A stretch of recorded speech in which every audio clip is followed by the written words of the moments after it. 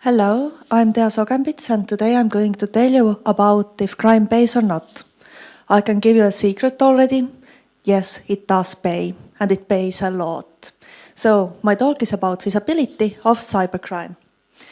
My research area is cybercriminals, and more specifically, how cybercriminals get rich and how they stay rich.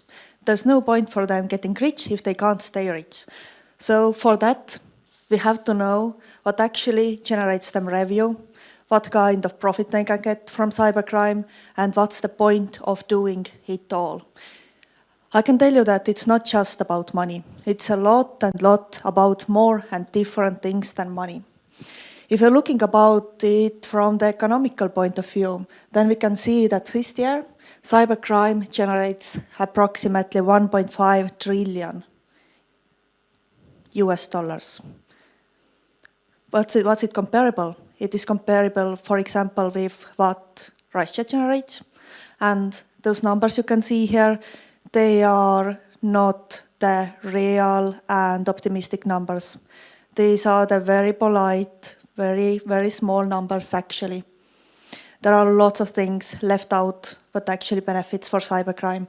So let's say that if the cybercrime were a country, it would be the 12th, I would even say the 10th, or maybe in few years the 6th, or when we know the first one in the world, when we're thinking about what is actually happening in that world. So you just don't come up with those sums of amounts from nothing, from doing some small hacks, being a small guy, being a teenager. You have to have something, you have to have ideas, you have to have plans, real solid plans. That's the feasibility. What they have to do, they do feasibility study before they start doing something. The smart ones, the successful ones, the ones who generate those amounts. Cybercrime is not something what they can do without risks. It is a risky business. It's really important for them to understand what to do, what not to do, to look before they leap or to end up in ditches. They need really formal plans and proof that when they're asking money, that it's actually feasible what they're doing, there's actually point to do it, and that the money that they are going to get there is something that they are going to use wisely. If they don't do it, then there are lots of those who know exactly how to use them more efficiently than for the things they are not able to do really well. So, where do they start? They have different starting points. Some of them are small, medium businesses. Some of them are enterprises, big criminal enterprises. There are those who are doing startups. Basically, their starting point is the same as for other people in real world. From those who start from nothing, from sketches, to go and rise up, and from those who have different ways. What helps them? There are lots of helping materials online and in real life what to use. They have multitude opportunities what to do. They have so many different business opportunities. It's not just like hacking one thing. There are different business models that they are using, that they are coming up with, and what they can find from media. For example, if they have some kind of ideas, then they have many good examples to follow from legit businesses and from less legit businesses. When we're speaking about all kind of different platforms and platform criminals, platform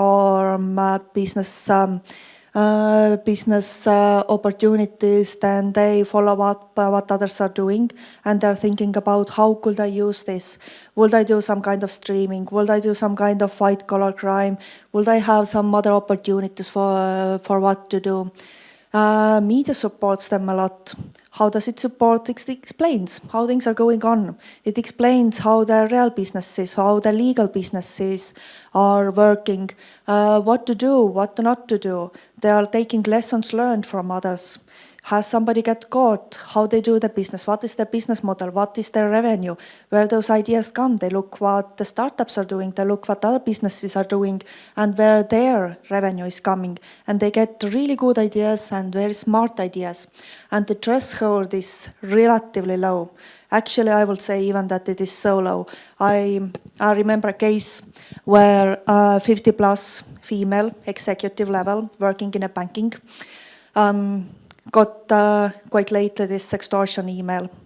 So first of all, there was this panic, lots of talks inside home and so on, and lots of emotions.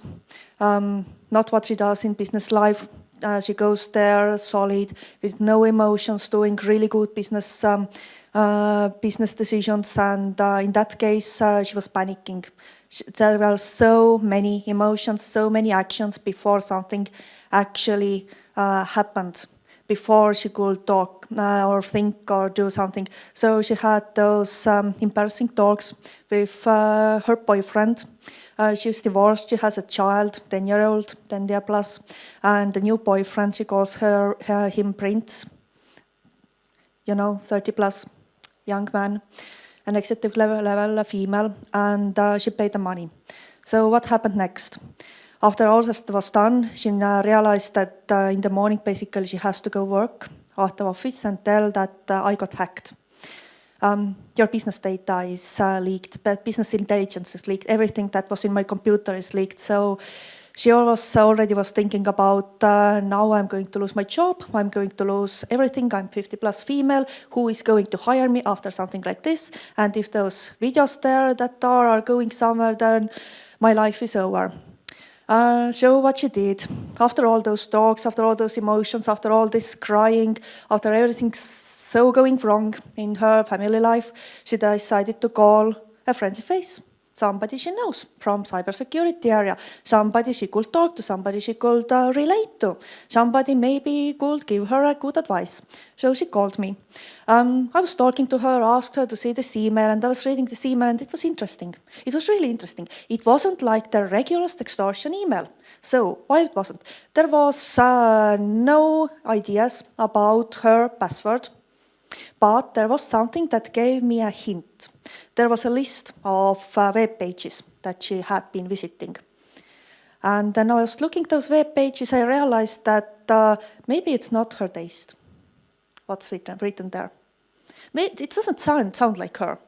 You look at her, you think about her family life, you think about her boyfriend, and it didn't add up. So we started talking. And then the boyfriend said that, yes, I had been visiting pages. And I asked, now be honest, did you do it in her office computer? No. In her laptop, anywhere? No. What were you using? Oh, smart TV at home. Okay, you did it with smart TV. We looked at smart TV very, very basically quickly and saw that, yeah, there are all the pages that he was visiting. And then we started thinking about how could those two things go together? Her email address, office email address, and smart TV. And then we realized we haven't talked to the daughter. She had a 10-year daughter. They had an argument a few days ago about why the prince got a really good vacation on a warm country and she can't have a new iPhone that is coming on the market soon. That's awful. What she did? She sent mommy an email. Mommy, give me money. Not the regular one, the extortion one. She knew about it. It was in the media. So she didn't get hacked from that side. The panic was, it taught a lot about lot of people. But when we're speaking about the threshold, it is so low that the 10-year-old girl can do it for her mommy, who is working in a bank, who is knowing so many IT security guys, and she calls a female to complain, to tell what's going to do, to ask, what now? Is my life over?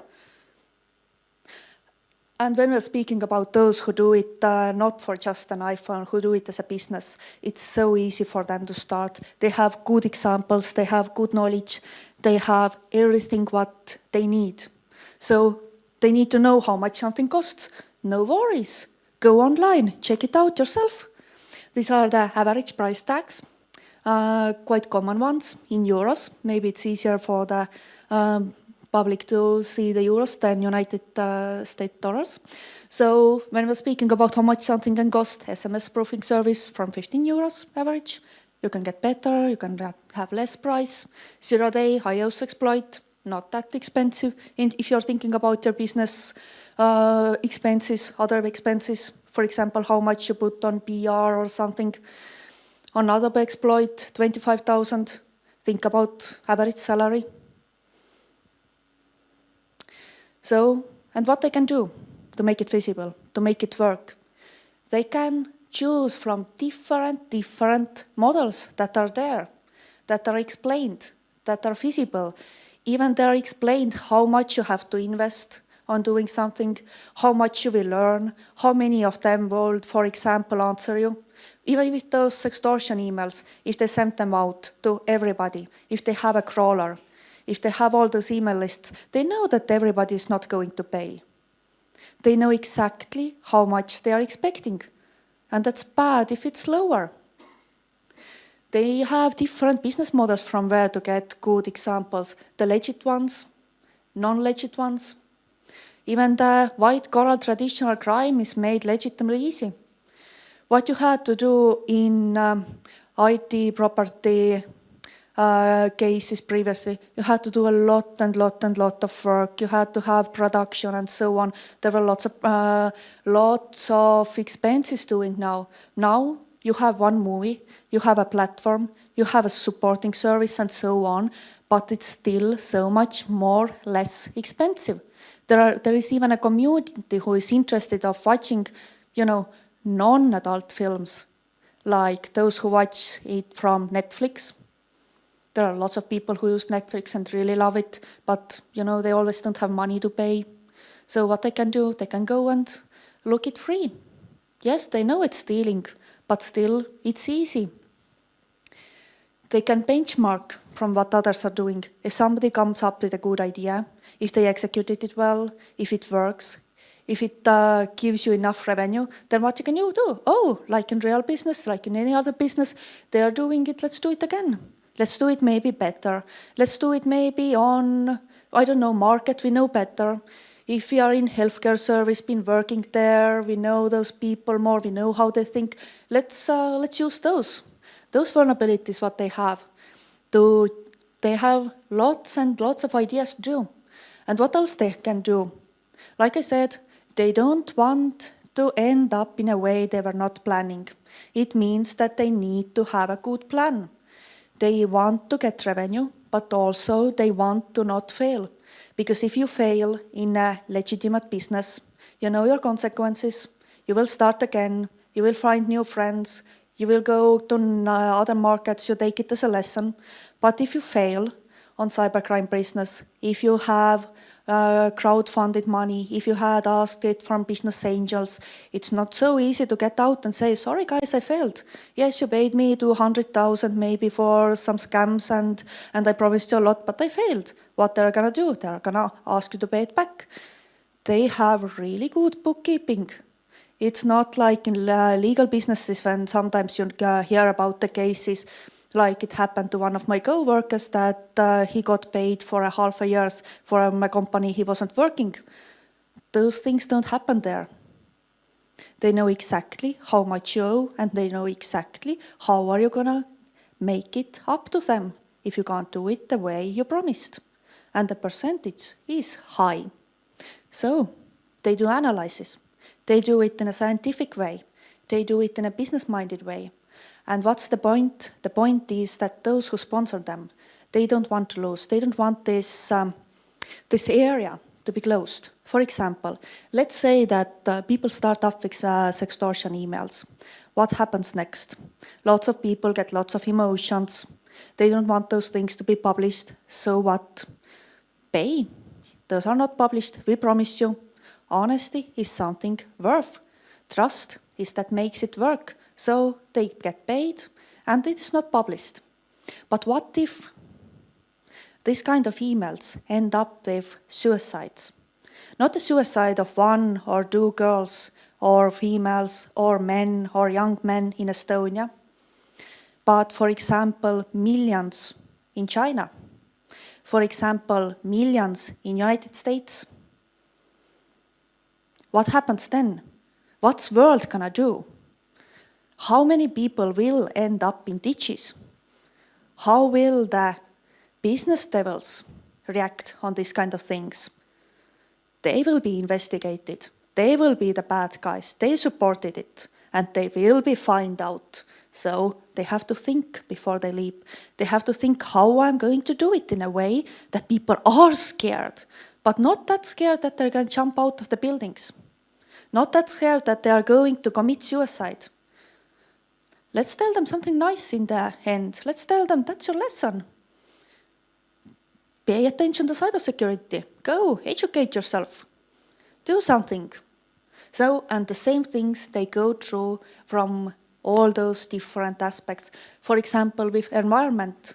If you are environment terrorist, or you're really concerned about the environment, you do environment style hackings and so on, and those who fund you are really environment friendly, you have to know how to present those things. You have to consider those things on your ventures. Political reasons. You have to think it through. For example, in which countries can I do what?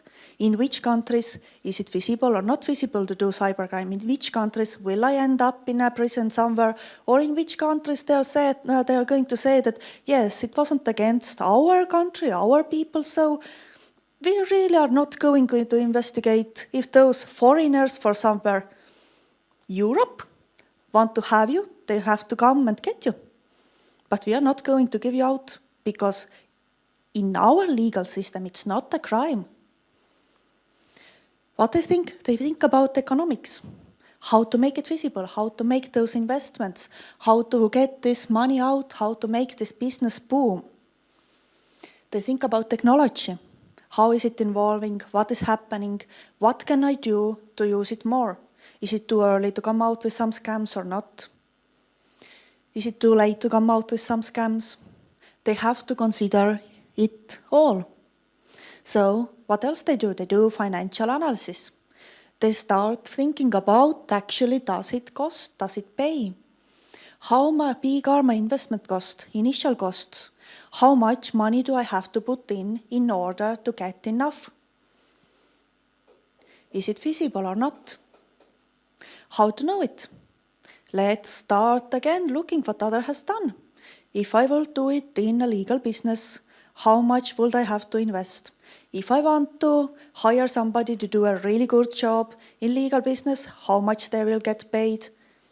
So, to get it done for criminal business, how would I react? Should I pay too much or not? How would I motivate those people to do those things? They have to think all those things through. What kind of similar legal products there are or services there are? Can be something done really, really legally so that I reduce the risks of doing something. This is the mindset what they have. They are smart, talented people. They know exactly what they're doing. The market prices are available. They can check, okay, this kind of services, how much do they others pay in market, how much they're willing to pay, what's the quality is going to be. Let's see, let's analyze. So, they think about Troy.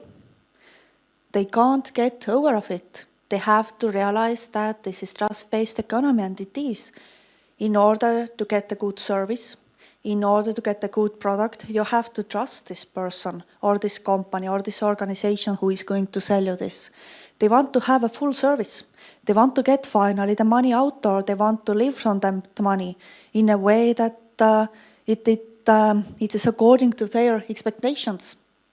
And of course, they're not thinking that if I do something, I like get 30% of profit. They could go to legal business to do that. So the revenues, again, 1.3 trillion. And again, it's a modest ones. With what? With ransomware, we all know about it, why it is so low. It is because who would pay for their data to be decrypted? Would regular people pay?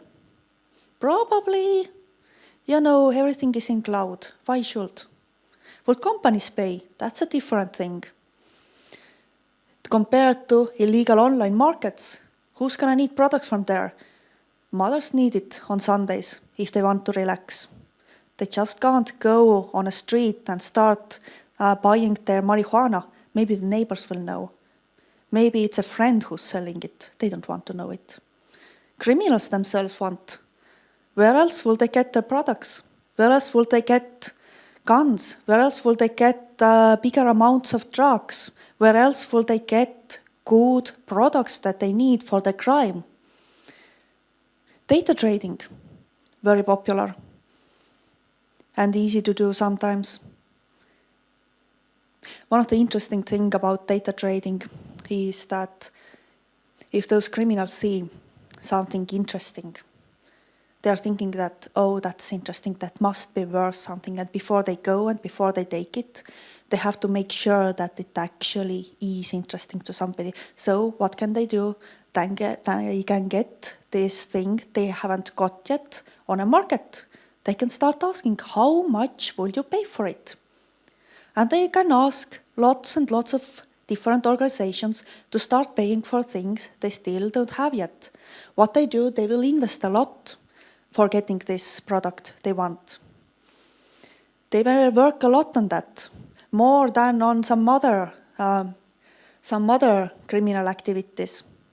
And they will deliver the product for those to whom they have already sold it. And there are different places where they can do it. There are platforms and so on. They have to do their risk assessment, and they actually do it if they don't want to get learned. They have to understand how they have been doing things, how they could be doing it better, what happened, what went wrong, all those inside threats, outside threats, and there are lots of them. They have to go again, back and then back, and start thinking, if I did this, what happened? If I did that, what happened? Why those things happened? They have to identify all kinds of probabilities. They do lots and lots of data analysis to understand their own business, to understand how to go on. They have to understand the consequences. And they do.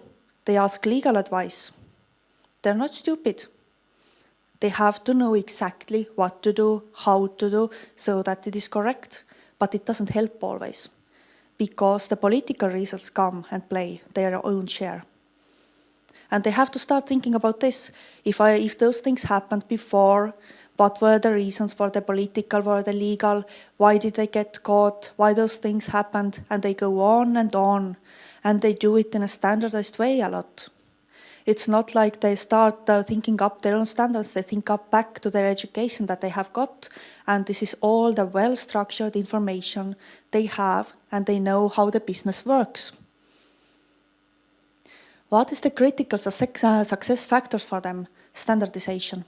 A lot about standardization. Standardization doesn't mean that they have to write down it on a paper and go to standardization organization and get it accepted. It doesn't mean that. It means that you know exactly how to do things by the book. You know exactly how to think things through. Not just go somewhere and see what happens. We know if you go somewhere and see what happens, what's going to happen. The same is with them. They know what is going to happen if they, just try. There are consequences for just trying. The connectivity. The connectivity of the whole infrastructure, of the whole ecosystem, what they have. The connectivity of sharing the information, sharing the valuable information of how things have been done, sharing the information of how some kind of products or services work. Is it worth or is it not worth? Can we trust them or can't we trust them? And work a lot. It's not like this is the place for lazy people who just think that they don't have to do anything to be successful. It is a place for people who do a lot of work and who dedicate on what they do. And of course, the constant innovation. They can't do it without innovation. They have to think all the time. Those things happened before. Or is there something that I can use that happened? Can I use some elements? How these elements is going to make difference in the things that I do? For example, the same thing is that if ransomware like punched you in the face and told you that, yes, this thing happened, now you pay, or you know what happens. You can't get access. With extortion, there was already this image in media that said that if you get this, if you get hacked, then it's going to happen this and this and this. And this was the image on the head for people. So maybe you can do it now, but with less expenses. You don't have to go on. You don't have to hack somebody. You don't have to do so much work to get the money out. What's the next thing that is going to happen? If everybody are telling that don't pay for extortion emails, it doesn't pay out, they are not going to send those videos, they have not been hacked, what's the next thing that happens? Everything goes on circus, everything is on loop. It means that if now the market has this idea that nothing is going to happen, okay, let's show them that something is going to happen.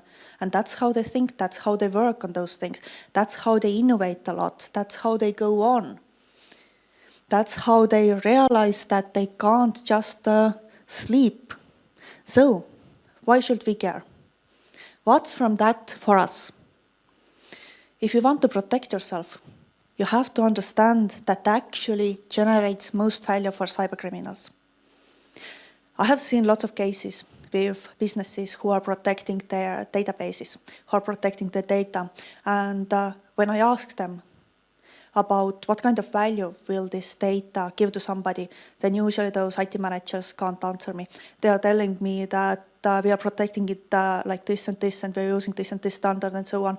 But if I ask them again, like, okay, if it gets stolen, if you have a data breach, who would benefit from it?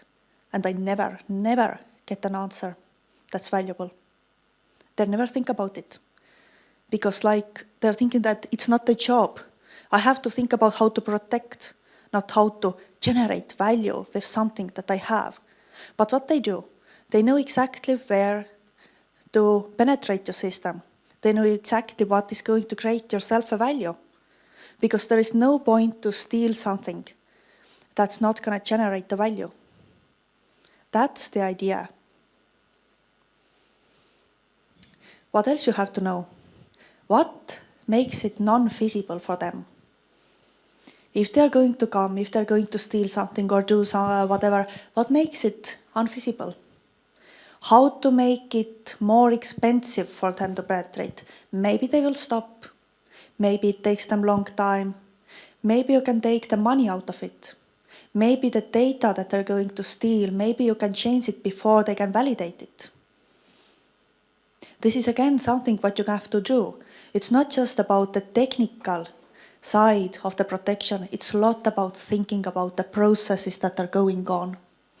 What is their risk? What are they risking for? If they come into your system, what's their main risk? What are they afraid of? What they don't want to happen? And it's not just about from the law enforcement side, but also from those business level side. What's going to change in their life if something happens? And what they're expecting? What do they want? What will they get out of what they're stealing or doing? What is their expectation? So we talked today about cybercrime, about feasibility of cybercrime, and that it's not just about money. It's a lot about how to do things, and is it feasible to do things in a way they are done. Thank you for listening. Thank you for presenting. Maybe questions? Maybe you want to answer a question? Okay. When I understand right, I see no difference between business as usual and cybercrime business. Here I don't see any difference. Yes, thank you. From one side, you're right, there is no difference. Those people have been working on legal business, some of them for a long time. They are consulting others how to do things. They are organized, they are thinking things through and so on. But there are some very specific differences. For example, in legal business, your bookkeeping is like this. You are having service from outside and they're doing it like a job. For them, the bookkeeping is the key. They have to know exactly what is going on, and that's really, really important issue for them. It's not that they can waste this money or they can be careless. And the other difference is the risk that comes inside this ecosystem. From outside, all businesses have risks. For example, if one of my friends was hearing about my research and he concluded in a way that, the taxation department, they think that all the businesses are criminals. From their definition, there is no legal and illegal business. It's like everybody are criminals there because they're not paying enough taxes. And from the government side, they are thinking about, okay, we have this new type of business like criminal business. What should we do? Maybe we should add in our database this specific label that those who are criminal businesses can go and register themselves. And from the law enforcement side, I mean that this no difference how business is organized and they use the same methods for instance return on investment and so on and so on. Of course, they don't pay tax to government. Not the government, but there are other places where to pay tax. For example, if they're using somebody's software, they still have to think about the legal issues. They can't just take somebody's software and say that, okay, I will do it better. Because those who own the software, they will get really, really angry. And they have those services to send somebody to talk to them. So if you're saying that, yes, this is parallel, it's not like there are different worlds where we need different kind of understanding. We have to start understanding that those two worlds are so similar that sometimes it's quite hard to understand on which side somebody is. There is a part of luck in running such businesses. You need to be lucky running such businesses or only knowledge? It's a lot about luck and a lot about knowledge. Let's take, for example, in a case where you're a good programmer, you have an idea that I'm gonna make a platform where you can sell all kinds of good things, like things you can't buy in a market where people need it and so on. But if you don't have this market, then you can't do it. You can do platform, but you're not trusted.